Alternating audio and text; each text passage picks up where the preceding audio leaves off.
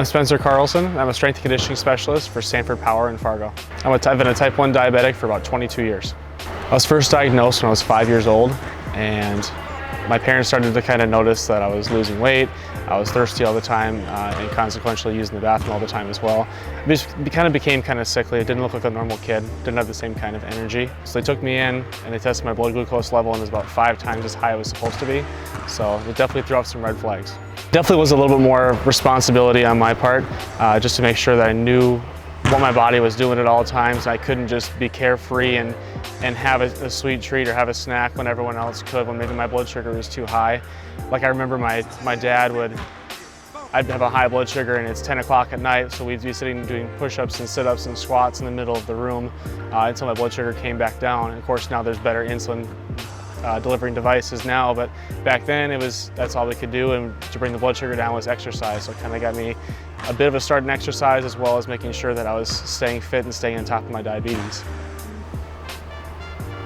So to test my blood sugar in the first place, I should be testing about 5 to 8 times a day, or if I do feel kind of weird or feel kind of off, what I would do is take a lancing device, I'd cock it back, and would just give a small finger prick to draw a small blood sample.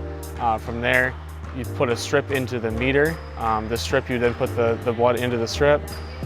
It's a 5-second wait. It tells you where you're at, and then I adjust accordingly with an insulin pump, because insulin kind of counteracts the carbohydrates that I put into my body, so I'm not having high blood sugars. Well, as far as athletics go, I got my start really little. Whether I'll admit it or not, I'm really competitive. If you ask my sister, she would tell you that we'd race to the bus down the driveway every single day, and if I didn't win, I wasn't very happy about it. But even after that, I was a basketball player. Basketball was my first love. I played on a dirt patch with a hoop on the shed when I was a kid. And I loved doing that, but then I stopped growing, so I kind of dashed those dreams a little bit of playing in the NBA. So then I went to playing football and running track. So I loved running fast, loved doing short sprints, loved playing catch with my dad in the backyard when I was a kid. At Sanford POWER, it's a really nice feeling. People have the God-given ability to want to help people achieve those goals. We have all the tools to get them there and the people to get them there too.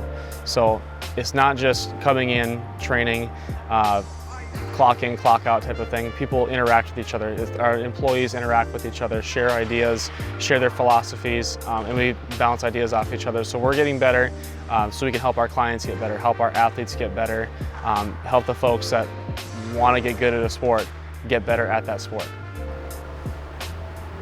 The one thing I've always thought about being a type 1 diabetic, it's not a death sentence. It's not the end of the world. It is a disease. There isn't a cure for it, but that doesn't mean there's no hope. I've done everything I could possibly want to do in sports, athletics, in academics, in my personal life. Nothing's ever been able to hold me back. And I've always had really good doctors with Sanford. There's going to be some bad days as a diabetic, but as long as you're taking care of yourself and having responsibility and integrity with your decisions, with what you're putting into your body, making sure we're exercising, getting enough sleep, you're gonna be just like everybody else. So it's not exactly a death sentence, it's just a new way of life and a new way of seeing the world.